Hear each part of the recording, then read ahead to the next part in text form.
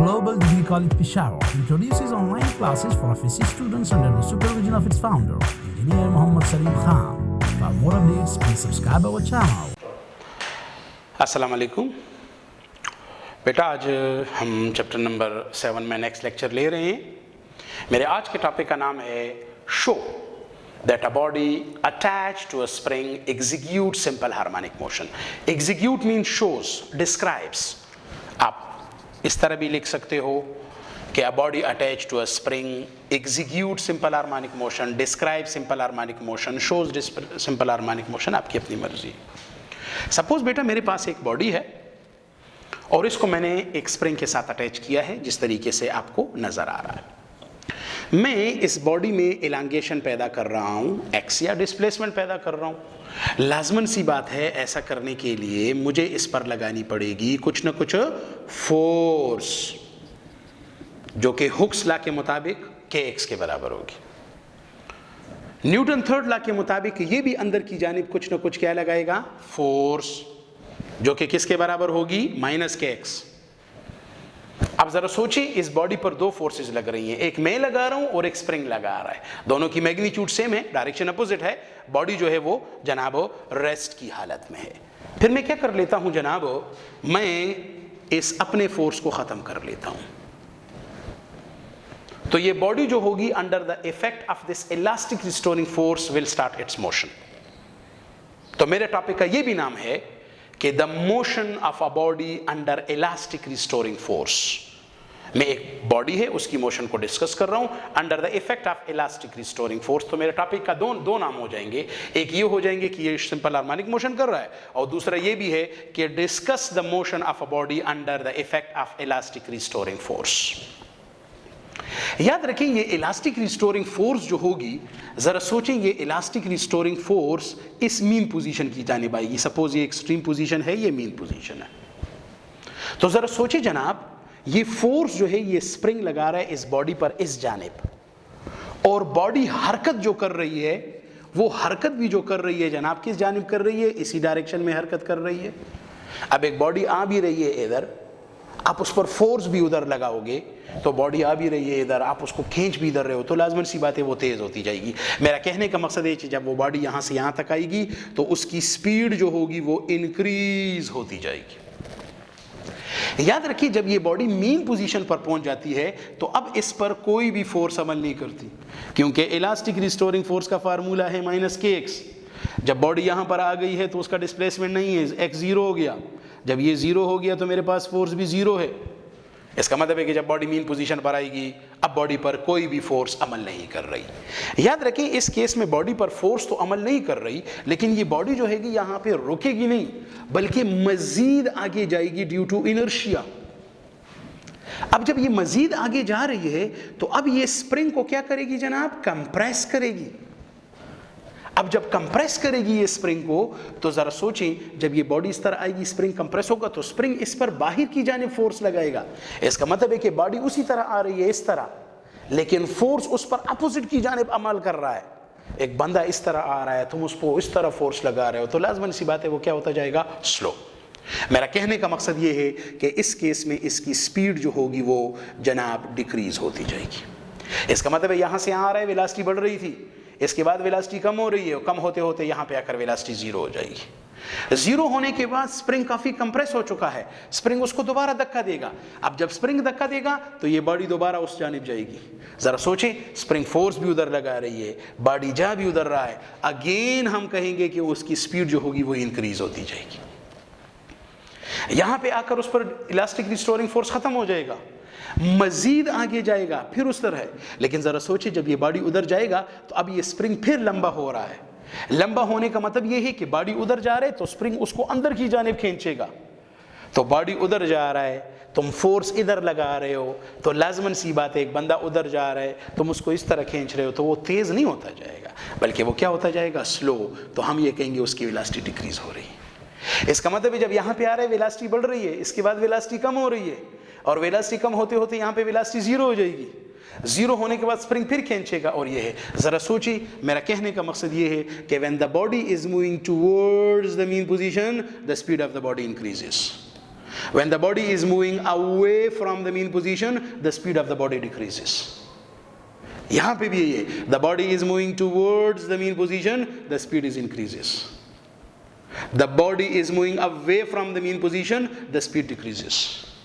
मेरा कहने का मकसद ये है कि जब ये body towards the mean position आएगी, इसकी स्पीड बढ़ती जाएगी, और जब ये away from the mean position जाएगी, इसकी स्पीड कम होती जाएगी.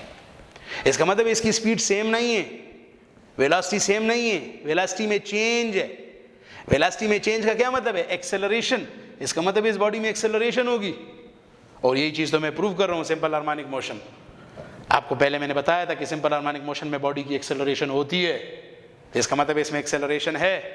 तो आहिस्ता आहिस्ता मैं जो मेरा मिशन है उसकी तरफ मैं जा रहा हूं, अपना जो मकसद है उसको हासिल कर रहा हूं. अच्छा, ये एक्सेलरेशन तो है जनाब. एक्सेलरेशन क्यों है?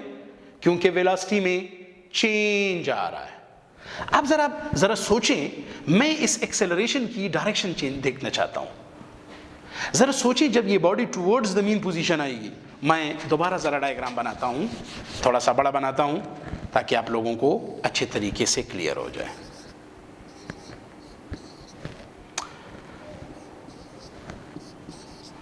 जब ये मीन पोजीशन थी, ये एक्सट्रीम पोजीशन है. जब मीन पोजीशन की तरफ आ रहा था, वेलोसिटी इंक्रीज हो रही थी. मीन से दूर जा रहा था, वेलोसिटी डिक्रीज हो रही थी. मीन पोजीशन की तरफ आ रहा था, वेलोसिटी इंक्रीज हो रही थी. मीन पोजीशन से दूर जा रहा है, वेलोसिटी डिक्रीज हो रहा है. अच्छा, वेलोसिटी इंक्रीज का क्या मतलब है? वेलोसिटी इंक्रीज का मतलब ये है कि positive acceleration. Positive acceleration is in the direction of velocity. इसका मतलब है वेलोसिटी ये है तो एक्सेलरेशन भी यही होगी. तो मैं ये कह सकता हूं कि ये वेलोसिटी की भी डायरेक्शन हो गई, ये इसकी एक्सेलरेशन की भी डायरेक्शन हो गई. इस केस में देखो, वेलोसिटी डिक्रीज हो रही है. वेलोसिटी कम होने का मतलब है negative acceleration. Negative acceleration is not in the direction of velocity. वो वेलोसिटी के अपोजिट होती है. वेलोसिटी के अपोजिट होने का मतलब ये है कि ये वेलोसिटी की डायरेक्शन है, तो आप इसको अपोजिट करके कह दो कि ये एक्सेलरेशन की डायरेक्शन हो जाएगी. अगेन यहां पे देखो, वेलोसिटी बढ़ रही है, positive acceleration. Positive mean acceleration and velocity are in the same direction. तो जो वेलोसिटी की डायरेक्शन है वही एक्सेलरेशन की डायरेक्शन भी हो जाएगी. वेलोसिटी कम हो रही है, negative acceleration. Negative acceleration mean opposite to the velocity. तो अपोजिट टू द वेलोसिटी का मतलब ये है कि आप इसको अपोजिट कर लो तो ये एक्सेलरेशन. जरा सोचिए, acceleration is always towards the mean position. जिस तरीके से मैंने सिंपल हार्मोनिक मोशन में कहा था, मैंने कहा था कि सिंपल हार्मोनिक मोशन में acceleration is directed towards the mean position, तो वो मैं प्रूव कर चुका हूं. दूसरा जरा सोचें, डायरेक्ट भी आप कहें, ये एक्सेलरेशन किस वजह से पैदा हो रही है? ये under the effect of elastic restoring force. तो जब x ज्यादा होगा, फोर्स ज्यादा होगा. न्यूटन सेकंड लॉ के मुताबिक जब f ज्यादा होगा, एक्सेलरेशन ज्यादा होगा. इसका मतलब एक्सेलरेशन कब ज्यादा होगा जनाब? जब x ज्यादा होगा. एक्सेलरेशन कब कम होगा? जब x कम होगा. तो डायरेक्ट भी हम ये कह सकते हैं कि a और x में डायरेक्ट रिलेशनशिप है. और चूंकि a towards the mean position होता है, ये अवे होता है, तो मैं डायरेक्ट लगा कर कह सकता हूं. अगर आपको याद हो, मैंने कहा था ये सिंपल हार्मोनिक मोशन की इक्वेशन है. इसका मतलब है कि मैंने डिस्कशन से प्रूव कर दिया है कि ये सिंपल हार्मोनिक मोशन. अब मैं मैथमेटिकली करना चाहता हूं. मैथमेटिकली भी यही तरीका है. आप क्या करो जनाब, आप इसी तरह की बॉडी ले लो, उसको मूव करो, और फिर कहोगे कि क्योंकि ये फोर्स जो जिस फोर्स से ये हरकत कर रही है वो कौन सी फोर्स है? वो इलास्टिक रिस्टोरिंग फोर्स. इसी फोर्स की वजह से ये हरकत कर रही है ये बॉडी, और इसी फोर्स की वजह से इसमें पैदा होगी acceleration. So according to Newton second law of motion, F is equal to ma. यही फोर्स इसमें एक्सेलरेशन पैदा कर रहे हैं. दोनों को कंपेयर कर दो. ma बराबर होगा माइनस kx, या a बराबर होगा minus k by M X, या इसको हम लिख सकते हैं a बराबर होगा k by M minus X. मैं इस तरह लिख सकता हूँ. k क्या है? Spring constant. कांस्टेंट है. m से क्या मुराद है? मैस ऑफ द बॉडी, जो कांस्टेंट है. हरकत के दौरान बॉडी का मैस तो चेंज नहीं होता. ये भी कांस्टेंट, ये भी कांस्टेंट. तो मैं लिख सकता हूँ a is equal to constant minus X, या a is proportional to minus X. अगर आपको याद हो, मैंने कहा था ये सिंपल हार्मोनिक मोशन है. मेरा कहने का मकसद है कि मैंने अपना टॉपिक कंप्लीट कर लिया. तो जनाब, मेरे टॉपिक का नाम क्या था?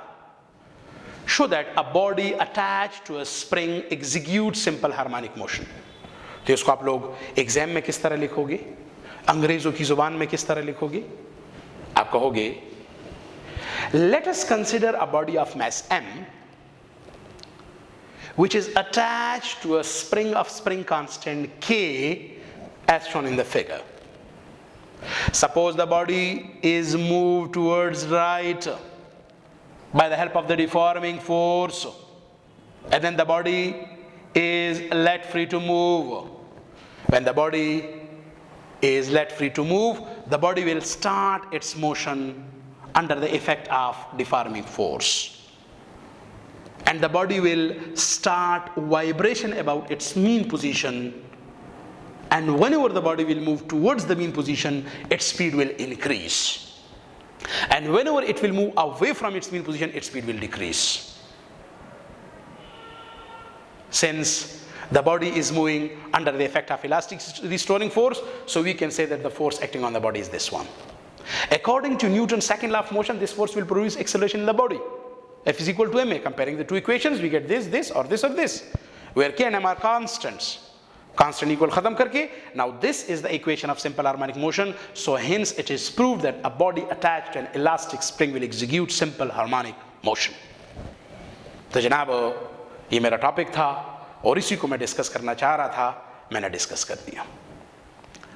इसी तरीके से जनाब हम इस चैप्टर में मज़ीद कुछ और बॉडीज़ भी डिस्कस करेंगे। ये इक्वेशन याद रखें बेटा, इसको आगे मैं जाकर इस्तेमाल करूँगा। इसी तरीके से मैं एक और मोशन डिस्कस कर रहा हूँ कि मैं ले रहा हूँ show that the projection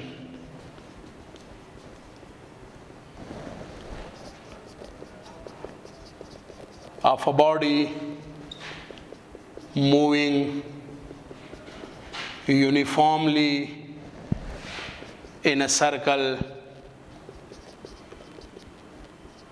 executes simple harmonic motion. ये मेरा एक और टॉपिक है बेटा। प्रोजेक्शन कहते हैं साए को। बेटा इस चैप्टर में हम ज़्यादातर सिंपल हार्मोनिक मोशंस ही डिस्कस कर रहे हैं। सपोज जनाब एक बॉडी है और वो गोल दायरे में जा रही है। कोई भी बॉडी आप ले लो, नीचे सपोज ज़मीन है, ऊपर से जनाब क्या है, लाइट है, रोशनी है। जब ये बॉडी यहाँ होगी तो रोशनी की वजह से उसका जो साया होगा, प्रोजेक्शन, वो ज़मीन पर यहाँ होगा। थोड़ी देर के बाद बॉडी यहाँ होगी तो उसका साया यहाँ होगा, बॉडी यहाँ होगी, उसका साया यहाँ होगा, बॉडी यहाँ, उसका साया यहाँ, बॉडी यहाँ, उसका। मेरा कहने का मकसद है बॉडी इस तरीके से गोल दायरे में जाएगी, उसका साया ज़मीन पर इस तरीके से सीधा जाएगा। फिर बॉडी वापस जा रही है, बॉडी यहाँ, साया यहाँ, बॉडी यहाँ, साया यहाँ, बॉडी इस तरीके से जाएगी, उसका साया इस तरीके से जाएगा। मेरा कहने का मकसद ये है कि जो बॉडी है वो गोल दायरे में हरकत कर रही है, सर्कल में जा रही है, लेकिन उसका जो साया है वो सर्कल में नहीं, वो टू एंड फ्रो मोशन कर रहा है, ऑसिलेशन कर रहा है, और इसी ऑसिलेशन में सिंपल हार्मोनिक मोशन है। इसका मतलब है कि सिंपल हार्मोनिक मोशन बॉडी नहीं कर रहा, उसका साया कर रहा है। और इसी चीज़ को मेरा प्रूफ करने का टॉपिक है कि जो साया है एक ऐसी बॉडी का जो गोल दायरे में यूनिफॉर्मली जा रहा है, वो साया जो है वो एग्जीक्यूट कर रहा है सिंपल हार्मोनिक मोशन। याद रखिए बेटा, ये बॉडी गोल दायरे में जाएगा, इसका साया आगे पीछे जाएगा। जिस तरीके से सामने लाइट है और आप उंगली इस तरह रखो तो आप उंगली को ऊपर नीचे घुमाओगे और उसका साया जो होगा वो टू एंड फ्रो मोशन करेगा। याद रखिए बेटा, ये बॉडी जो गोल दायरे में जा रही है विद यूनिफॉर्म स्पीड जा रही है, एक रफ्तार से। तो आपका क्या ख्याल है, इसका साया जो होगा वो एक रफ्तार से आगे पीछे जाएगा? नहीं। अगर साया एक रफ्तार से जाएगा फिर तो इसका मतलब इसकी वेलोसिटी में चेंज नहीं है। वेलोसिटी में चेंज ना होने का मतलब एक्सेलरेशन नहीं है। जब एक्सेलरेशन नहीं है तो फिर मैं सिंपल हार्मोनिक मोशन कैसे प्रूव करूंगा? सिंपल हार्मोनिक मोशन में तो एक्सेलरेशन होनी चाहिए। मेरा कहने का मकसद यह है कि बॉडी गोल दायरे में जाएगा, उसका साया जो होगा वो टू एंड फ्रो मोशन करेगा, बॉडी एक रफ्तार से जाएगा लेकिन साया जो होगा वो एक रफ्तार से नहीं जाएगा, वो कभी तेज कभी स्लो होगा। कैसे? चलो जरा इसको डिस्कस करते हैं। मिसाल के तौर पर मैं दोबारा इसी तरीके से ले लूं गोल दायरा और मैं दरमियान में एक गत्ता रख दूं, गत्ता इसी गोल दायरे के, और ऊपर से भी रोशनी हो नीचे से भी रोशनी हो। बॉडी यहां है, उसका साया यहां, बॉडी यहां, साया यहां, बॉडी यहां। बॉडी गोल दायरे में जाएगी, उसका साया इस गत्ते पर, इस डायमीटर पर इस तरह जाएगा। बॉडी इस तरीके से जाएगी, नीचे से रोशनी पड़ेगी, साया इस तरह जाएगा। वही बात हो गई, लेकिन उस केस में मैंने साई की मोशन नीचे जमीन पे ली थी, अब मैं इस डायमीटर पे ले रहा हूं। The body will move in the circle while its projection will show to and fro motion on this diameter. अब याद रखें, ये बॉडी जो हरकत कर रही है एक रफ्तार से कर रही है, साया एक रफ्तार से हरकत नहीं करेगा। उसकी वजह यह है कि याद रखें, the velocity of the projection is not equal to the velocity of the body.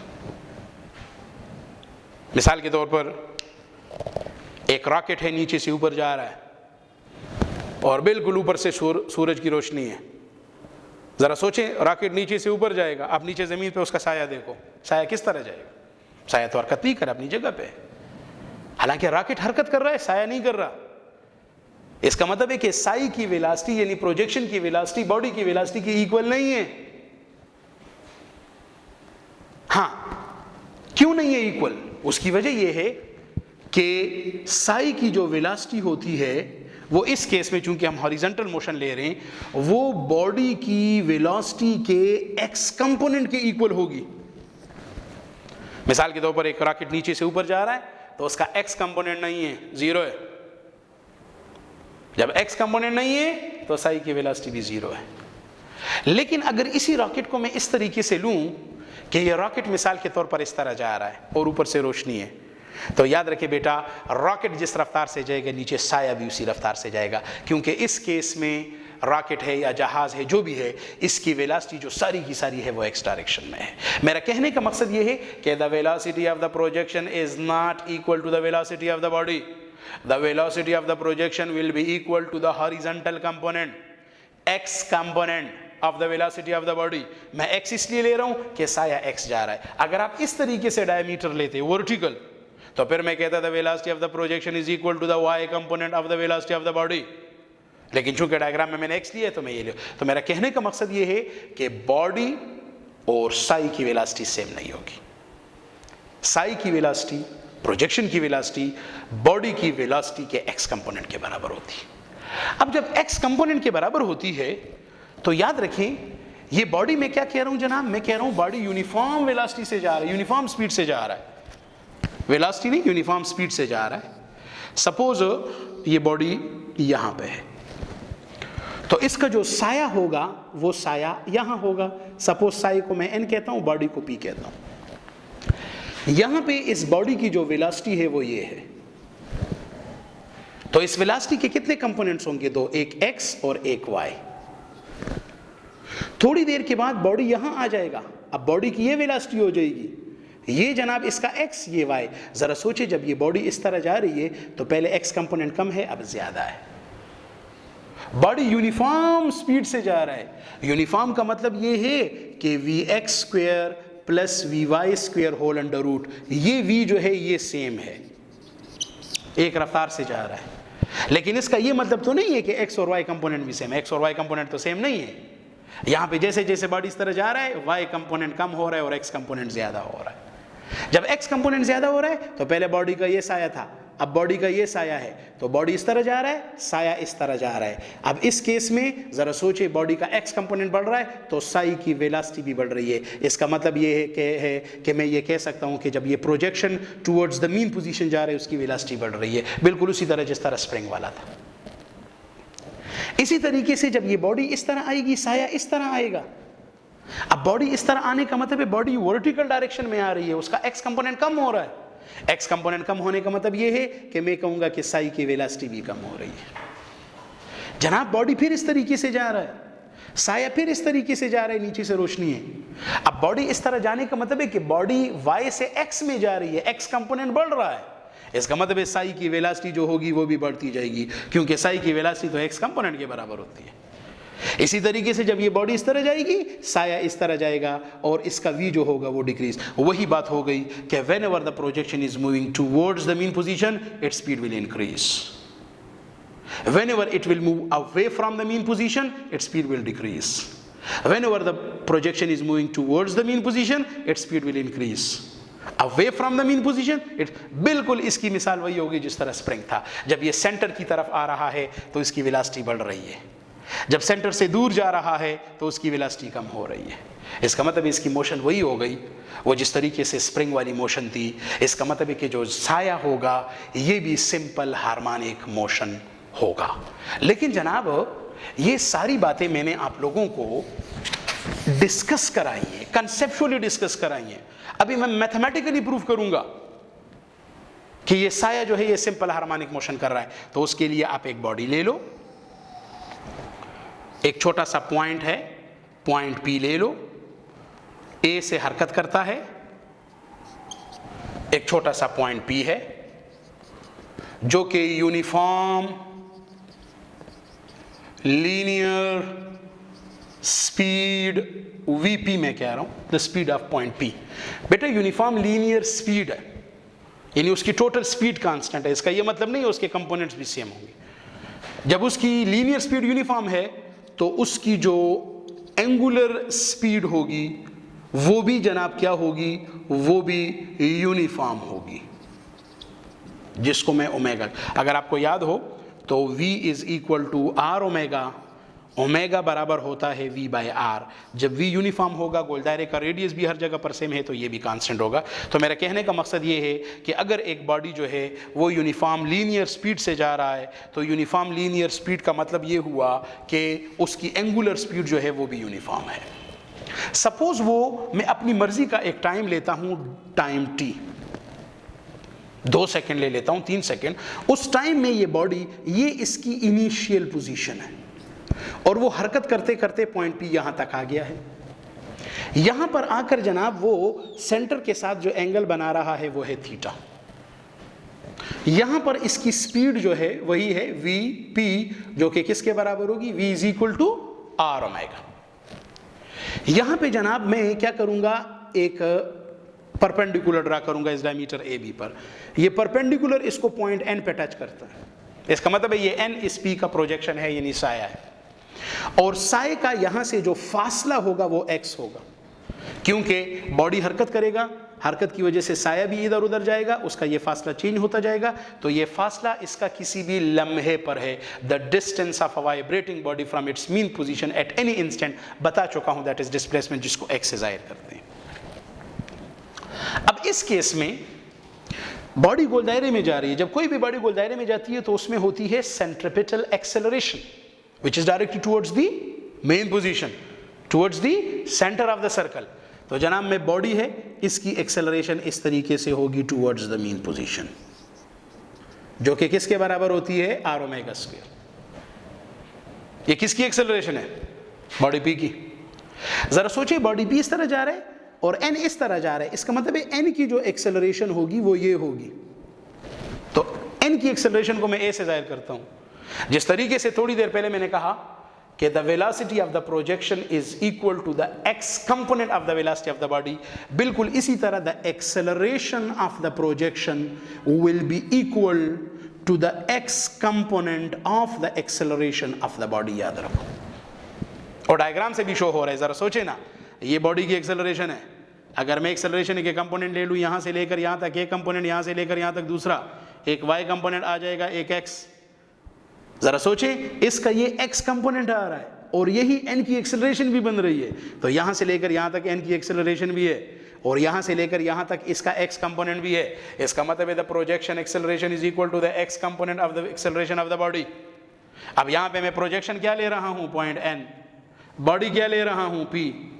तो मैं ये लिख सकता हूं कि the acceleration of point N will be equal to the x component of the acceleration of point P, जो कि centripetal acceleration है। अगर मैं N की एक्सेलरेशन को कह दूं A के बराबर है, तो ये किसके बराबर होगी, आर ओमेगा स्क्वायर। नहीं, उसके कंपोनेंट, कौन सा कंपोनेंट, ये वाला कंपोनेंट थीटा के साथ है, x कंपोनेंट है। x कंपोनेंट किसके बराबर होता है? r omega square cos theta. तो मैं लिख सकता हूं इसकी बजाय r omega square cos theta. साथ में मैं माइनस का निशान भी लगा दूंगा। माइनस का निशान इसलिए लगा रहा हूं कि a और r दोनों अपोजिट हैं। r is away from the mean position, acceleration is towards, दोनों अपोजिट होते हैं। असल में ये वजह नहीं है। असल में माइनस लगाने की एक और वजह है कि जब कभी हम इस मोशन को स्टडी करते हैं, हम इस सेंटर को अपने लिए ओरिजिन कहकर इसको plus X minus X plus Y minus Y करते हैं। तो ज़रा सोचिए, एन की एक्सेलरेशन इस डायरेक्शन में, इस डायरेक्शन का मतलब ये है कि प्लस एक्स नहीं माइनस एक्स है। तो असल में इस माइनस का मतलब है the acceleration of the projection is along minus x axis, और यहां से जब मैं माइनस एक्स एक्सिस करूंगा तो वो टुवर्ड्स द मीन पोजीशन आएगा। तो सिंपली हम ये कहेंगे कि नेगेटिव साइन का मतलब acceleration is towards the mean position. तो दो तीन तरीकों से हम माइनस लगा रहे हैं। पहला ये है कि minus along x axis show कर रहा है, दूसरा ये है कि ए और आर की डायरेक्शन अपोजिट है। अब जो भी इसका मतलब लो, दोनों का मतलब ये है कि acceleration towards the mean position है। तो जनाब ये किसकी एक्सेलरेशन है? ये एन की एक्सेलरेशन है। ये किसकी एक्सेलरेशन है? ये बॉडी की एक्सेलरेशन, जो सेंट्रीपिटल एक्सेलरेशन थी उसका एक्स कंपोनेंट है। हम कहते हैं कि एन की एक्सेलरेशन बराबर होगी R omega square cos theta. अब अगर आप cos थीटा की वैल्यू डायरेक्ट मालूम करना चाहते हैं, वेरी सिंपल बेटा, मैं जस्ट ये ट्राइंगल ले रहा हूं, ओनली द ट्राइंगल, एक्सेलरेशन नहीं, ओनली ट्राइंगल ले रहा हूं, ये थीटा है, और ट्राइंगल में डिस्टेंसेस ले रहा हूं। ये तो मैंने एक्सेलरेशंस लिए थे जनाब। मैंने क्या कहा था कि ये फासला किसके बराबर है? x। ये क्या है? गोल दायरे का रेडियस, यहां से लेकर यहां तक रेडियस है। अगर मैं इसमें मैं cos थीटा ले लूं, cos का फार्मूला होता है adjacent by hypotenuse. So what is adjacent? Theta के एडजेसेंट आ गया x, हाइपोटेन्यूज आ रहा है r, तो cos थीटा की वैल्यू बेटा इसमें लगाएं तो a बराबर होगा माइनस r ओमेगा स्क्वायर, इसकी बजाय x बाय r लगा दें, r will cancel r, a बराबर होगा माइनस ओमेगा स्क्वायर x। या हम ये कह सकते हैं कि a बराबर होगा ओमेगा स्क्वायर माइनस एक्स। थोड़ी देर पहले मैंने कहा था कि ओमेगा क्या होगा? यूनिफॉर्म, यानी सेम, कांस्टेंट, तो उसका स्क्वायर जो होगा वो भी क्या होगा? कांस्टेंट। इसका मतलब इन दोनों को ख़त्म करके प्रोपोर्शनलिटी लगा दूंगा। मेरा कहने का मकसद ये है कि मेरे पास सिंपल हार्मोनिक मोशन की एक इक्वेशन आ जाएगी, और ये सिंपल हार्मोनिक मोशन की इक्वेशन क्या होगी जनाब? ये वही होगी जो कि हमने पहले डिस्कस की थी। ये किसके लिए है? ये प्रोजेक्शन के लिए है। तो मेरे टॉपिक का नाम था show that the projection of a body moving uniformly in a circle execute simple harmonic motion. वो जनाब मैंने प्रूफ कर दिया। लेकिन अगर अब आप इसको एग्जाम में लिखेंगे तो एग्जाम में किस तरह लिखेंगे? Very simple.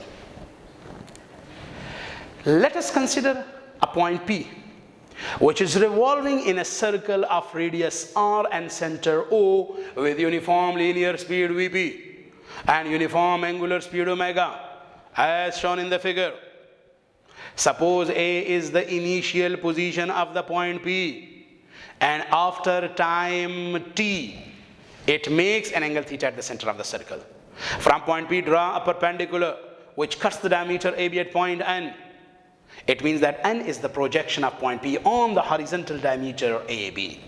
It is clear from the figure that when point P will revolve in the circle, its projection N will show to and fro motion on the diameter AB, and whenever the projection will move towards its mean position, its speed will increase, and whenever it will move away from its mean position, its speed will decrease. The vector diagram, ये vector diagram है, vectors हैं। The vector diagram shows, कौन सा vector diagram? OPN, ये diagram है vector diagram. The vector diagram shows that the acceleration of the N will be equal to the x component of the acceleration of point P. If I represent the acceleration of N by A, so the x component of the acceleration of the point P will be equal to r omega square cos theta, but हमने minus निशान लगाना है. The negative sign shows that acceleration is towards the mean position. Now taking the triangle O and P, अब मैं triangle ले रहा हूँ, vector diagram नहीं. Triangle में just distances लेते हैं. साई का फासला है x, और दायरे का रेडियस है r, मैं इसमें cos थीटा ले लेता हूँ, तो x by r आ जाएगा, कैंसिल होकर ये आ जाएगा, ये। Now this is the equation of simple harmonic motion. Hence, it is proved that the projection of a body moving uniformly in a circle will execute simple harmonic motion. तो बेटा मैंने दो simple harmonic motion discuss कर लिए, एक spring वाला भी discuss कर लिया और एक बॉडी का जो साया है वो भी डिस्कस कर लिया. Thank you.